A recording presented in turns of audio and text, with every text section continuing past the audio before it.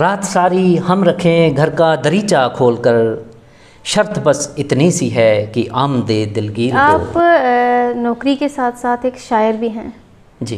तो जहाँ तक मैंने सुना है कि पुलिस वाले होते हैं जो थोड़े, उनका नेचर थोड़ा खड़ूस टाइप होता है और शायरी एक नरम दिली का काम है, तो ये कॉम्बिनेशन कैसे बना?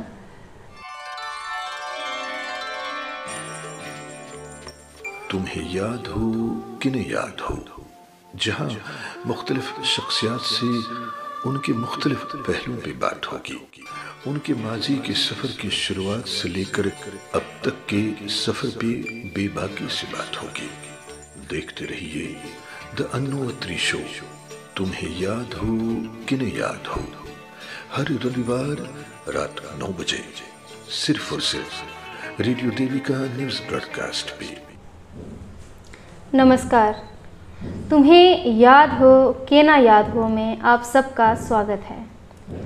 दोस्तों, एक शेर है कि वो शायर भी है क्या शायर ना जिसने गम को झेला हो, वो शायर भी है क्या शायर ना जिसने गम को झेला हो, बनाकर जाल लफ्ज़ों का ना खुद ही उससे खेला हो। हमारे आज के प्रोग्राम के ख़ास मेहमान, जो कि एक पुलिस ऑफिसर होने के साथ साथ शायरी भी बहुत अच्छी करते हैं, अशोक कुमार पारस जी। सर, स्वागत है आपका रेडियो देविका में। जी, बहुत बहुत शुक्रिया आपका। सर, सबसे पहले तो मैं आपसे यही पूछूंगी कि आपकी पैदाइश वगैरह, स्कूलिंग वगैरह ये कहाँ से हुई है? जी, मैं ज़िला डोडा का रहने वाला हूँ और मेरी पैदाइश जो है एक गांव है ज़िला डोडा में, शशिपुरा कुलुहांड। तो ये डोडा डिस्ट्रिक्ट हेडक्वार्टर से तकरीबन कोई 18-20 किलोमीटर की दूरी पे है और वहाँ पे मेरी पैदाइश हुई है। तो मेरी जो इब्तदाई तालीम हुई है वो भी आबाई गांव से हुई है, कुलुहांड मिडिल स्कूल से। और उसके बाद मेरी जो 10th क्लास की और 12th क्लास की जो पढ़ाई हुई है वो बॉयज़ हायर सेकेंडरी स्कूल डोडा से हुई है। तो ग्रेजुएशन मैंने डिग्री कॉलेज भद्रवा से किया है और उसके बाद मैंने MA उर्दू और MA सोशियोलॉजी जो है जम्मू यूनिवर्सिटी से मैंने किया है। जैसे कि आप एक पुलिस ऑफिसर हैं जी, तो बच्चों का शुरू से ही एम होता है कि मुझे डॉक्टर बनना है, पुलिस वाला बनना है, या कुछ भी बनना है, तो आपके दिमाग में ये कैसे था कि मुझे एक पुलिस ऑफिसर बनना है? जी, ये क्या तो मतलब कि कोई ऐसी सिचुएशन है या कोई ऐसी घटनाएं आपके सामने होती थी, कैसे आपको लगा कि नहीं मुझे पुलिस ऑफिसर ही बनना चाहिए? जी, जब पढ़ाई के दौरान तो हमने ऐसा कोई क्लियर फैसला नहीं किया था कि हम कौन सा जॉब करेंगे, लेकिन ग्रेजुएशन करते करते थोड़ा सा ये लगा कि नहीं हमें भी कहीं किसी जॉब के लिए जाना चाहिए। तो पुलिस डिपार्टमेंट में जो है कुछ असामियाँ निकली थी, तो अपने साथियों के साथ हम भी रिक्रूटमेंट रैली में चले गए। तो वहाँ पे हमने भी टेस्ट दे दिया, तो जब हमारा नाम लिस्ट में आ गया तो सर्विस ज्वाइन किया हमने। जी जी जी। तो वैसे आपने क्या सोचा था कि क्या जॉब क्या करोगे बड़े होकर? मेरा शुरू से ये मेरा रहा था कि मैंने कोई जॉब, सरकारी जॉब करने का मैंने नहीं सोचा था जी। क्योंकि एक हर आदमी का एक टेम्परामेंट होता है कि किस फील्ड के लिए कौन सूटेबल है। तो साइंटिफिक लेवल से मैं जब अपने आप को एनालाइज करता था तो फिज़िक्स में काफ़ी इंटरेस्ट रखता था मैं। तो मुझे एस्ट्रोनॉमी के बारे में थोड़ा सा नॉलेज गेन करने का ज़्यादा रहता था इंटरेस्ट। तो लेकिन जब आगे थोड़ा जब एजुकेशन चली तो फिर फील्ड जो है ऑटोमेटिकली डिसाइड हो जाते हैं, बट वो कोई ऐसा मतलब कि जो हमने सोचा वैसा हो ऐसा भी नहीं होता है कई बार। जी, आप नौकरी के साथ साथ एक शायर भी हैं। जी। तो जहाँ तक मैंने सुना है कि पुलिस वाले होते हैं जो थोड़े, उनका नेचर थोड़ा खड़ूस टाइप होता है और शायरी एक नरम दिली का काम है, तो ये कॉम्बिनेशन कैसे बना? जी, ऐसा नहीं है, हाथ की 5 उंगलियां बराबर नहीं होती हैं जी। सभी पुलिस वाले सख्त नेचर के नहीं हो सकते हैं। बाकी हर आदमी को जो प्रोफेशन डील करना पड़ता है उसमें वो डिमांड होती है माहौल की, जी। वो वक्त की नज़ाकत के हिसाब से जो है आदमी को डील करना पड़ता है। तो कई बार आदमी को हार्श भी होना पड़ता है। अगर हार्श नहीं होंगे तो इम्प्लीमेंटेशन नहीं होता है आगे। तो लेकिन कई बार जो है नरमी भी करनी पड़ती है पब्लिक के साथ। जैसे बच्चे कई बार प्रोटेस्ट पे आ जाते हैं या कुछ होता है, तो वहाँ पे अगर सख्ती के साथ करें तो बात नहीं बनती है। ये है कि सिचुएशन को देख के जो है आदमी को टेम्परामेंट यूज़ करना पड़ता है। तो ये शायरी की तरफ कैसे रुझान आया आपका? शायरी में जब तकरीबन कोई 13 साल की जब मेरी उम्र थी, तो मैंने अपने वालिद साहब की एक डायरी का मुताला किया था जी। उस डायरी में कुछ उर्दू की शायरी लिखी हुई थी, कुछ अशार थे, नज़में थी और प्रार्थनाएं लिखी हुई थी उसमें। तो मैंने जब वो अशार पढ़े तो मुझे उसमें बड़ा आनंद आया जी। तो मैंने देखा कि ये जो काफ़िया रदीफ़ है तो ये बड़ी इंटरेस्ट की चीज़ है, बड़ी इसमें बहुत अच्छा टेस्ट है, तो क्यों ना जो है इस तरह के जो है लफ्ज़ जोड़े जाएं। जी। तो जब हम मतलब कि ऐसे भी फिर बैठने लगे तो वो बात मेरे जहन में जो है रहने लगी।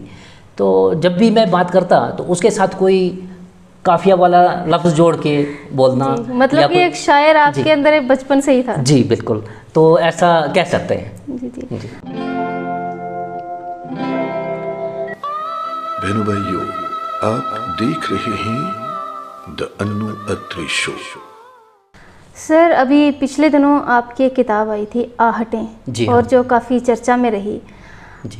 ये किताब पब्लिश करने का आइडिया आपको कहाँ से आया? मतलब कि आपने काफ़ी कुछ लिखा होगा, लेकिन एक जब तक हम एक हाँ।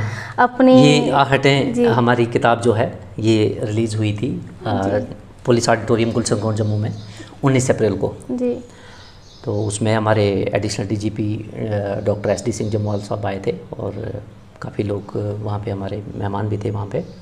तो छोटा सा फंक्शन किया था हमने, तो उसमें ये बुक रिलीज़ की थी। तो बुक जो है बनने की जो पूरा प्रोसेस रहा, इसमें काफ़ी टाइम लगा है। जी। इसमें कुछ मेरे कॉलेज के टाइम की शायरी है और कुछ बाद के वक्त की शायरी है। तो कुल मिला के कुछ नया पुराना कलाम जो है 130 गज़लों पे मबनी है। तो 130 गज़लों का जो है मजमुआ हमने ये तो आहटें में से हम एक आधी गज़ल ज़रूर सुनना चाहेंगे। जी बिल्कुल, ज़रूर सुनाएंगे।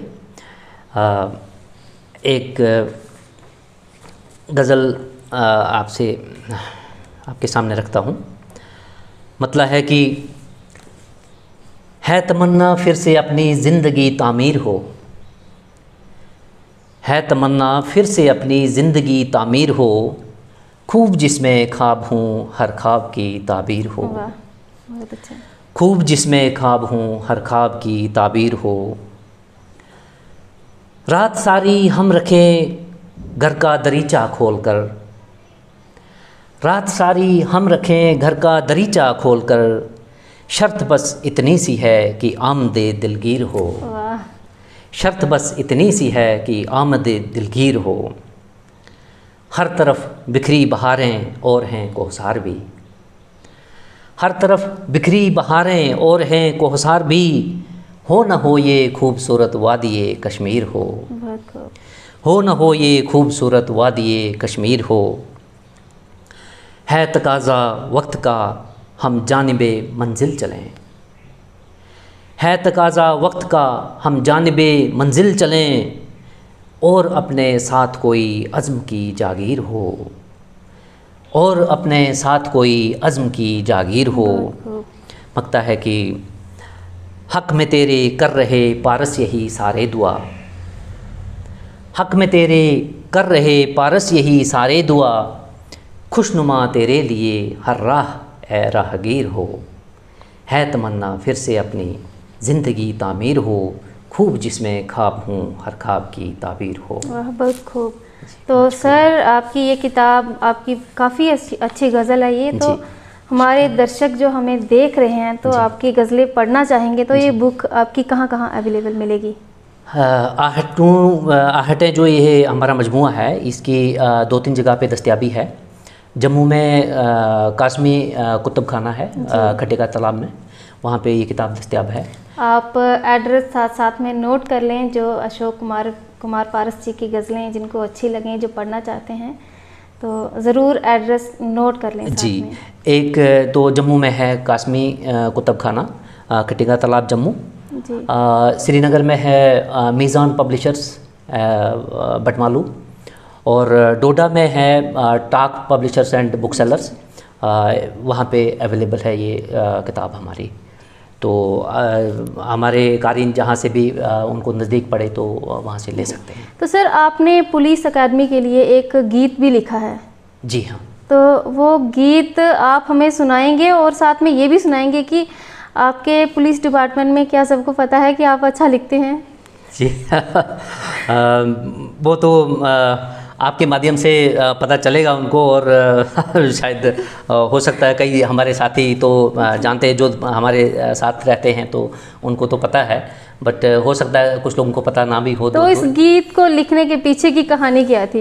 गीत दरअसल मैंने 2019 में जुलाई के महीने में जो है मैंने इसको लिखा था जी। जुलाई 2019 में। तो उसके बाद हमने इसको मैंने जब ये अपने डायरेक्टर पुलिस अकेडमी उधमपुर यही थे, जमवाल साहब थे, इनको दिखाया तो इन्होंने बहुत इनको अच्छा लगा, तो इन्होंने कहा कि वेल डन। तो फिर उसके बाद हमने इसको भेजा पुलिस हेडक्वार्टर्स JNK DG साहब के अप्रूवल के लिए। तो DG साहब ने जब अप्रूवल दे दिया इसका, तो फिर उसके बाद हमने इसकी जो है रिकॉर्डिंग वगैरह करवाई जम्मू में। तो जम्मू में हमारे म्यूज़िक कंपोज़र हैं कुलदीप सप्रू साहब, बहुत मेरे फ्रेंड भी हैं, और बड़ा उनका काम बहुत सराहनीय है। तो उन्होंने इसका जो है म्यूज़िक कंपोज़ किया, और सुरेश चौहान जी हैं, उन्होंने इसको गाया है। तो जब ये कंप्लीट हो गया इसका ऑडियो, तो उसके बाद फिर हमने कुछ ट्रेनिंग की जो एक्टिविटीज़ हैं उन पे वीडियोस भी शूट किए थे, और इसका जो है वीडियो अभी भी हमने तैयार किया था, वो हमने फेसबुक पे भी रखा है और यूट्यूब पे भी है।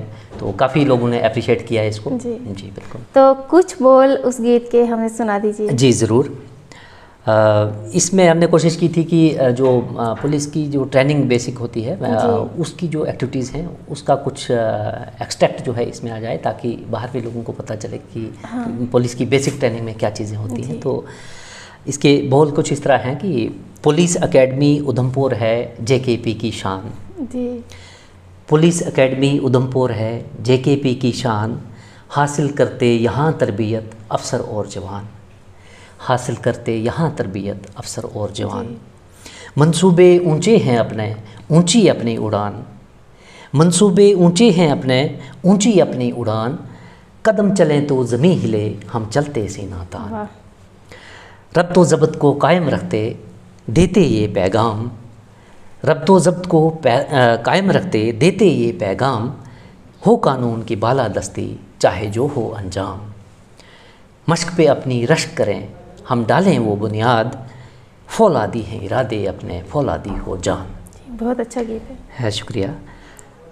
फ़र्ज़ निभाएंगे वर्दी का हो मुश्किल या आसान, फ़र्ज़ निभाएंगे वर्दी का हो मुश्किल या आसान, मुल्क और कौम की खातिर हम दे देंगे अपनी जान। बागी दागी हम न बनेंगे अज़्म यही दोहराते हैं, बागी दागी हम न बनेंगे अज़्म यही दोहराते हैं, सच्चे मुहाफ़िज़ बन के हम सच पे लाएंगे ईमान। बहनों भाइयों, आप देख रहे हैं द अन्नू अत्री शो। अच्छा सर, ये तो हो गई शायरी की बात, तो थोड़ा आपकी नौकरी की तरफ भी चलते हैं, आपके पेशे की तरफ चलते हैं कि जैसे कि आप एक पुलिस ऑफिसर हो जी, तो हमारे JNK की ही बात लेते हैं जी। तो अपनी सोसाइटी को हम इस अपने JNK को क्राइम फ्री अपनी सोसाइटी कैसे रखें, मतलब कैसे, क्या लोगों को एहतियात बरतनी चाहिए? जी, पुलिस का रोल जो है अपनी जगह पे है जी। सोसाइटी को क्राइम फ्री बनाने के लिए लोगों की भी सहायता चाहिए है जी। जब पुलिस और पब्लिक दोनों मिलके किसी मिशन पे लग जाएं तो कोई वजह नहीं बनती कि सोसाइटी क्राइम फ्री ना हो।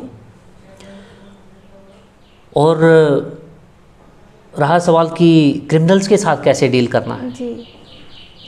इस बारे में मैं इतना ही कहूँगा, जो इश्क का बीमार है उसको दुआ मिलती रहे। जी। जो इश्क का बीमार है उसको दुआ मिलती रहे, गर हो उसे दरकार तो उसको दवा मिलती रहे। जो इश्क का बीमार है उसको दुआ मिलती रहे, गर हो उसे दरकार तो उसको दवा मिलती रहे। जो जुर्म करके मान ले बेशक उसे तुम छोड़ दो, ज़मानत पे लेकिन जी। जो जुर्म करके मान ले बेशक उसे तुम छोड़ दो, कानून ले जो हाथ में उसको सज़ा मिलती है। वाह क्या बात है। शुक्रिया जी। तो बात करें अगर महिलाओं की, जी, कि जैसे कि यहाँ तो अभी काफ़ी ऐसे इतना क्राइम मैं बोलूँगी कि नहीं है और होना भी नहीं चाहिए, फिर भी औरतों के लिए काफ़ी मुश्किल हो जाता है बाहर निकलना जी, क्योंकि आए दिन यहाँ पे क्राइम बढ़ता जा रहा है। जी। तो औरतों की सेफ्टी के लिए कोई ख़ास कोई आपका सवाल जो है बिल्कुल जायज़ है। हम देखते हैं कि समाज में बच्चों और औरतों के साथ काफ़ी तरह की ज़्यादतियाँ होती हैं जी। उसमें ख़ास करके औरतों की बात करें तो एक तो जेंडर डिस्क्रिमिनेशन है जी। जिसको हम जेंडर इनइक्वलिटी बोलते हैं। उसके बाद डोमेस्टिक वायलेंस है जिसमें घरेलू झगड़े होते हैं, उसमें भी महिलाएं जी। बहुत सफ़र करती हैं। उसके बाद जो है जहेज की एक बिद्दत जी। है, वो भी एक पेरेंट्स के लिए भी है और लड़कियों के लिए भी बहुत परेशानी का बायस है। उसके बाद एक और जो भ्रूण हत्या जो जी। ये भी बहुत बिद्दत है सोसाइटी में। और इसके अलावा भी बहुत तरह के क्राइम हैं जो हम देखते हैं, लेकिन इसको डील करने के लिए समाज को इनिशिएटिव लेना बहुत ज़रूरी है। जी। पुलिस तो बहरहाल अपना काम करेगी ही, जी। लेकिन ऐसा भी देखने में आता है कि कई बार इस तरह के जो जराइम होते हैं वो रिपोर्ट ही नहीं होते हैं। जी। लोग या तो ये सोचते हैं कि हम अगर सामने आएंगे तो शायद हो सकता है कोई उनके बारे में कोई बात करे, जी। अपनी इज्जत को देख के नहीं आते हैं। फिर कई लोग ये सोचते हैं कि अगर हम जाएंगे पुलिस के पास रिपोर्ट करेंगे तो शायद हो सकता हमारी बात न सुनी जाए, जी। इंसाफ मिले ना मिले। हाँ। लेकिन जहाँ तक मेरा सोचना है इस बारे में, अगर इस तरह का कोई क्राइम कहीं पे सरजद होता है तो उसको रिपोर्ट करना चाहिए और आवाम को अपनी पुलिस और अदालतों पे विश्वास रखना चाहिए ताकि उनको जो है इंसाफ मिल सके। जी। सर एक छोटी सी बात मैं आपसे पूछूंगी कि जैसे अभी जम्मू में जी पिछले दिनों एक बच्चे जो 10th में फेल हुए थे वो प्रोटेस्ट कर रहे थे जी। और काफ़ी न्यूज़ में सोशल मीडिया में काफ़ी उस चीज़ का इशू बना हुआ है कि पेरेंट्स को पुलिस वाले जो घसीट के लेके जा रहे थे, आपने भी शायद वो वीडियो देखी होगी। तो ये सब कहाँ तक सही है, आपका नज़रिया, मतलब इस मामले में आप क्या कहना चाहेंगे? देखिए, कोई भी सिचुएशन क्रिएट करना जी, ये अगर गैर जानबदार तरीके से आप देखें जी, इस सारे एपिसोड को, जी, तो बच्चों की समझ इतना काम नहीं करती है। बिल्कुल, क्योंकि 10th में पढ़ते बच्चे हैं, ज़्यादा से ज़्यादा बच्चों की 15 समझ से साल के, ज़्यादा 16 साल के होंगे। उसके पीछे जी, कुछ और लोगों की अपनी मंशा होती है, जी, वो बच्चों को आगे ढाल बना के उसको सरअंजाम देते हैं। जी। तो वो इन्वेस्टिगेशन का विषय है, देखा जाएगा उसमें। तो इस बारे में आप उन बच्चों को कोई मैसेज देना चाहेंगे, उनके पेरेंट्स? बच्चों को हमारी तरफ से यही मैसेज है कि जो अथॉरिटीज़ होती हैं, जी, अथॉरिटीज़ का हुक्म जो होता है बच्चों के लिए मानने, अगर बच्चे माने तो उनकी भलाई उसी में है। जी बिल्कुल। क्योंकि हमें किसी न किसी पे तो विश्वास करना पड़ेगा। अगर जो सरकारी मशीनरी है, हम अगर उसको उसके अहकामात की खिलाफवर्जी करेंगे तो जाहिर है कि फिर तो एक्शन तो होगा। जी। तो सर जैसे बच्चों की बात चली, औरतों की भी बात हो गई, मुझे याद आ रहा है कि पिछले दिनों शायद आपने एक नज़म लिखी थी औरतों पे, तो वो नज़म हम ज़रूर सुनना चाहेंगे। जी ज़रूर। ये नज़म जो है सारी बेटियों को डेडिकेटेड है। जी। इसका अनवान जो है वो रखा है मैंने, बेटियाँ। जी। बेटियाँ। फूल सी बेटियों को दुआ दीजिए, फूल सी बेटियों को दुआ दीजिए, हक बड़ा होने का सब अदा कीजिए, हक बड़ा होने का सब अदा कीजिए। ये चमकती हैं तो जुगनू की तरह, ये चमकती हैं तो जुगनू की तरह, इनको राहे अबद का दिया कीजिए, इनको राहे अबद का दिया कीजिए।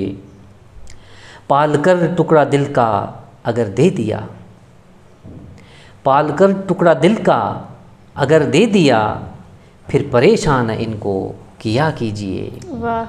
फिर परेशान इनको किया कीजिए।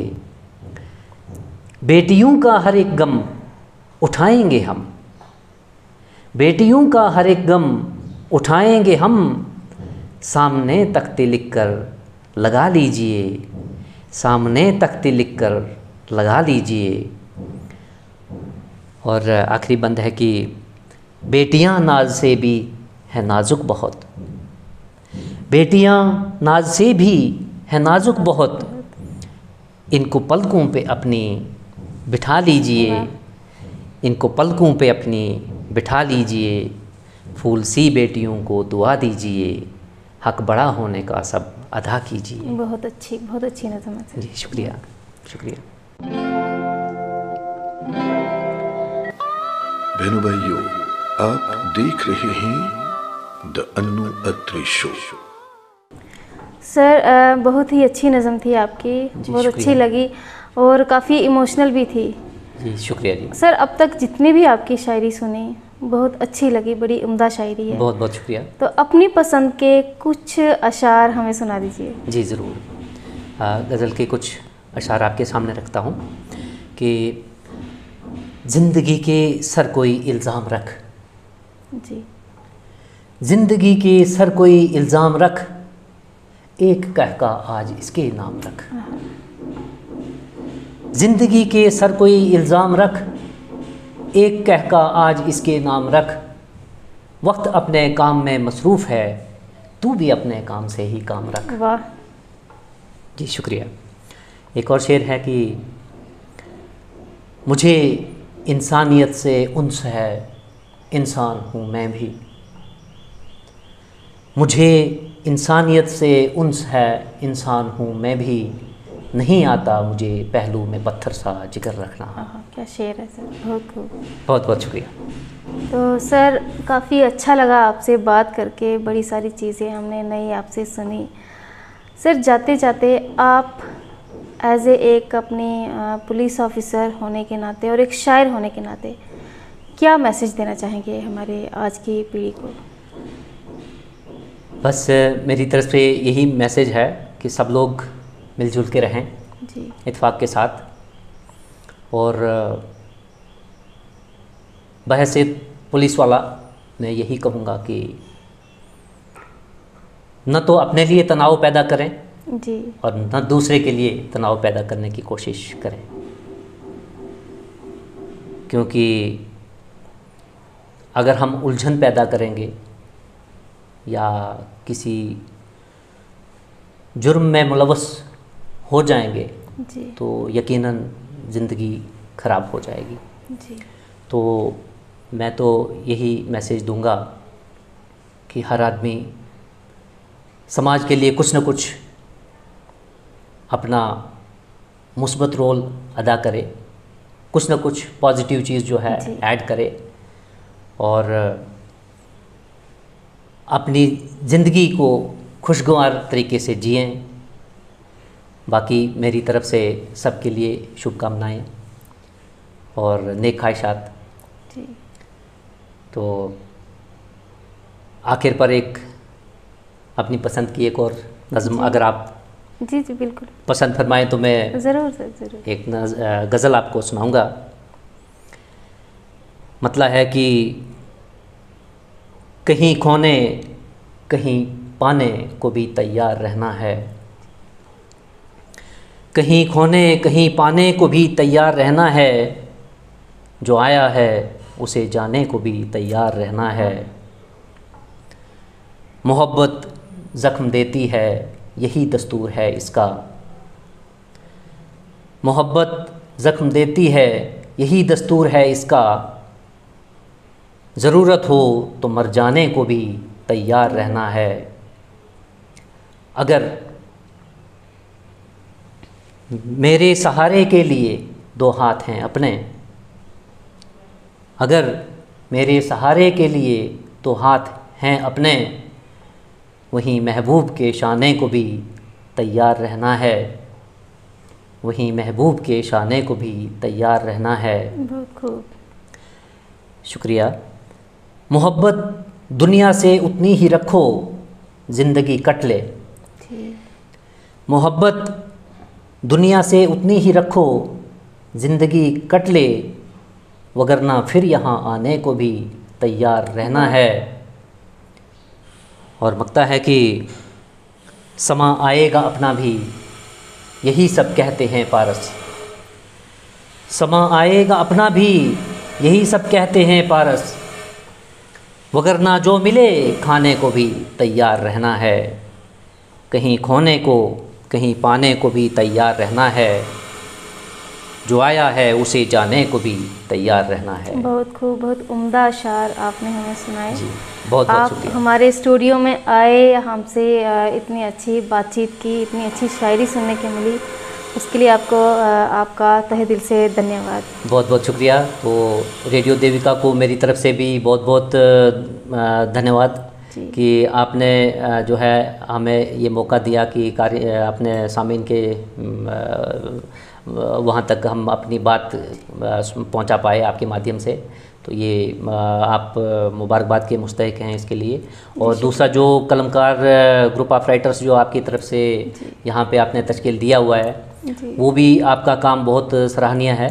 और मैं ज़ाती तौर पर आपको मुबारकबाद इसके लिए पेश करता हूँ कि आप नए राइटर्स को, नए कलाकारों को आप इस पे बहुत एनकरेज करते हैं और उनकी जो है क्रिएटिव राइटिंग्स जो हैं आप वहाँ पे उनको बहुत इम्पोर्टेंस देते हैं और उनको जो है आगे बढ़ाने की कोशिश करते हैं। और इसके लिए मैं खुसूसी तौर से आपको मुबारकबाद पेश करता हूँ। बहुत बहुत शुक्रिया। बहुत बहुत शुक्रिया जी, शुक्रिया। तो ये थे अशोक कुमार पारस जी, जिनकी उम्दा शायरी हमने सुनी और काफ़ी अच्छा लगा। अगले हफ्ते फिर किसी और शख्सियत के साथ हाजिर होंगे, तब तक के लिए नमस्कार। दोस्तों, आप देख रहे थे द अनु अत्री शो। तुम्हें याद हो कि न याद हो, अगली रविवार एक और नई शख्सियत के साथ हम आपकी मुलाकात करवाएंगे। जब तक के लिए इजाजत, देखते रहिए the radio Devika news broadcast.